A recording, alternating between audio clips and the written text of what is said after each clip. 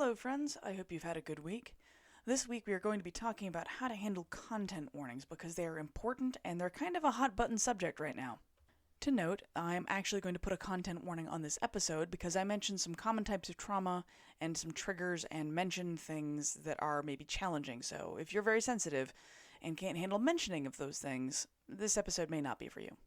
Alright, let me start this discussion by saying that I have severe CPTSD that has required over 15 years of relatively consistent therapy for me to manage. I am still healing from things, I'm chasing down demons, and I come to this conversation as somebody for whom these warnings are relevant, but also as someone who has written content warnings for my books. My opinion on content warnings is as a member of the community who is affected by the need for them.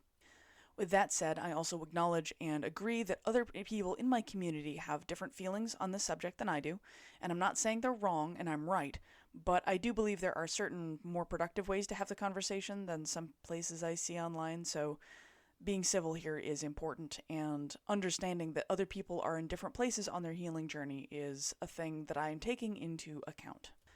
Before we go too far, let me talk about what content warnings are. Sometimes they're referred to as trigger warnings, and I will explain the difference in my word usage later, but content warnings are lists of things in a book that could cause people to have a deep negative emotional response in a way not intended by the author. A list of possible content warnings is far too long to really provide an exhaustive collection of them, but some of the more common ones are things like sexual assault, abuse, animal abuse, drug abuse, graphic violence, self-harm, and suicide. I actually am going to offer a list of some of the ones that I recommend people always use a little bit later on in this episode. But essentially, the purpose of these warnings is to allow people to mentally prepare to engage with that kind of content, or alternatively choose not to engage with something that could be detrimental to their mental health. So why do content warnings matter? What's the whole point of them? This is the part of the conversation where inevitably somebody says they don't want to spoiler things or they don't have to cater to everyone else and so on and so forth. Look, the FCC puts warnings on things like Law & Order Special Victims Unit for things like sexual assault and certain types of content dealt with on the show. I don't think this is asking too much of an author to follow FCC guidelines that apply to other media.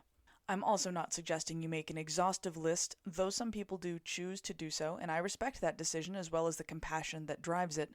Personally, the way I handle it is I put content warnings on my website in two segments. One that is as complete a list as I can come up with, full spoilers, and one has no spoilers and just lists general themes. That way people can interact with them how they choose.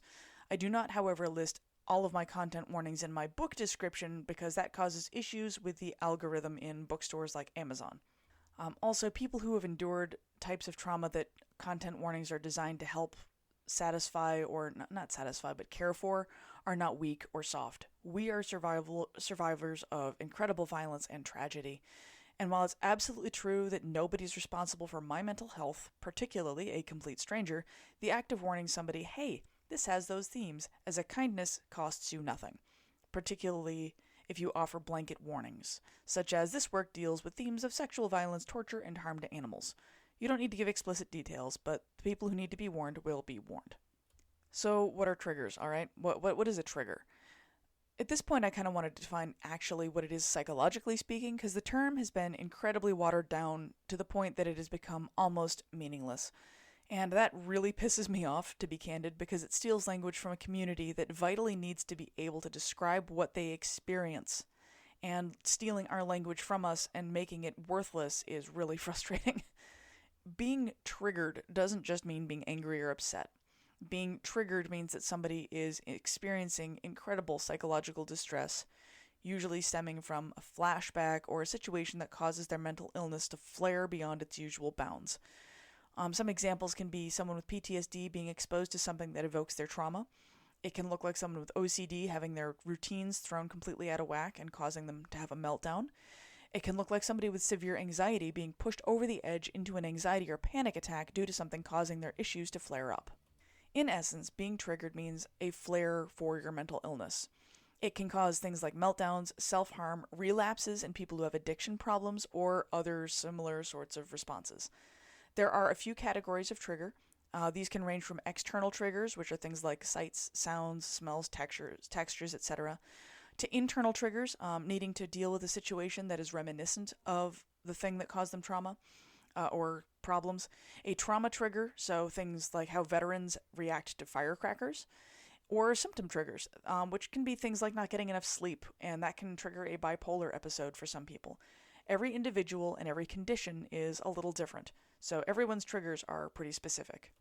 For myself, some of my personal CPTSD triggers are certain songs I can't listen to without incredible emotional distress, certain smells that bring back traumatic memories, the sound of angry male voices, particularly if they're directed at me, but they don't have to be, scenes of child abuse being portrayed on screen, or being put in a position of responsibility without having the authority to enforce any of the rules I'm expected to be responsible for.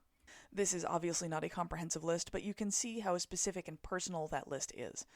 And some of those things, most of those things, would be literally impossible for anybody else to know about me, unless there's someone who knows me really well.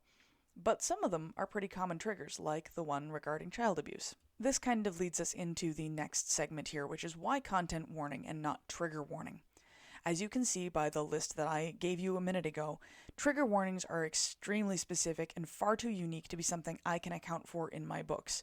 With trauma, they're often tied to a specific traumatic event that the person experienced and things around it, like the scent of a certain perfume or aftershave, the sound of rain on a specific surface. Very incredibly specific things. With that in mind, I would like to respectfully suggest that it is impossible to create a comprehensive trigger warning list for a piece of media. There's just no way to. While I know this may sound pedantic here because we're kind of talking about books, but authors, we choose words that are important. Like, how we choose words matters, and we need to be intentional with our language. So instead of using the term trigger warning, I advise that we use the term content warning. These are more broad category things that don't have to get as deep into the weeds, because if you start going that way, it becomes almost impossible to continue. So with that in mind, I would like to strongly recommend you go the FCC route with warnings and cover things like sexual assault, graphic violence of any kind, child abuse, child sexual assault, which is separate from overall sexual assault, child's death, miscarriage, graphic animal abuse, self-harm, suicide, addiction, graphic depictions of modern combat, intimate partner violence, and torture of any kind.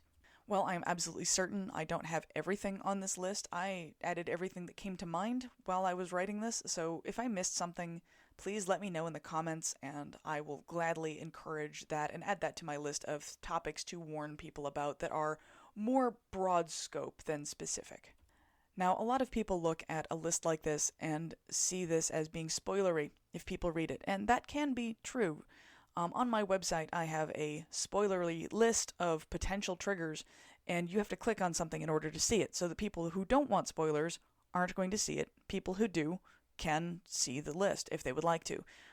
That said, if you're writing a certain genre, like true crime, for example, it's not much of a spoiler to say, hey, there's sexual assault that might happen in this, or somebody probably gets murdered. That's not really that much of a spoiler if you're looking at the memoir of someone who worked on a John Wayne Gacy case. Like, you're probably going to expect some awful things, and you would be correct. But including a content warning in a case like that might help spare somebody who doesn't know what John Wayne Gacy did to people, and give them a chance to nope out of a situation. Some people might ask, doesn't this make me responsible for your mental health? And I would say no, it really doesn't. Nobody but me is responsible for my mental health. I am 39 years old. I grew up in a world without trigger warnings or content warnings on anything except certain movies, and I read a hell of a lot more books than I ever watched movies, and books have never had any kind of enforced content warning to them. I read, for example, Elie Wiesel's Night at way too young an age. Even then, there are plenty of movies that kind of sprung things on me, and I didn't anticipate how bad they'd be, that I had horrendous reactions to. There are some movies that I was warned about and still couldn't handle certain scenes, like the curb stomp scene in American History X. I knew that movie was going to be rough, but I still had to look away from the screen and plug my ears because I couldn't even listen to it. To be entirely honest with you, I treat content warnings kind of the way I treat allergy warnings on food. Well, no, a content warning, the content isn't usually going to send somebody into anaphylactic shock and potentially kill them. The psychological equivalent of going into anaphylactic shock is a real thing and can end up with very physical injury, particularly for somebody for whom this trigger warning is very present and raw. People who are further along in their healing journey may not require as much of a warning, but even then, it's still sometimes going to sneak up on us. So no, I'm not saying anybody who is a stranger is responsible for my mental health, but I would also say that just because you're not responsible for my mental health doesn't mean that being kind to somebody who has already endured enough pain isn't really out of your way. It's a pretty worthwhile thing. And if we treat these content warnings as the psychological version of an allergy warning on something to let people know who have a really strong reaction to that thing that, hey, this is in here, you can make your choice whether or not you want to consume it or not, but now you know. I mean, if it were you, would you not want somebody to warn you that there's an allergen in your food before you ate it and then needed an EpiPen? Because that's essentially what this is. If you just don't care about whether or not someone else suffers because they consumed something without knowing it, well, I guess that says an awful lot about you, and at that point, I'd kind of rather we not be friends.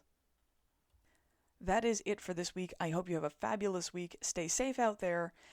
And if you have thoughts about content warnings versus trigger warnings or the language around them, please let me know in the comments. I would love to have a respectful and insightful discussion because these talks mean that everybody gets enriched.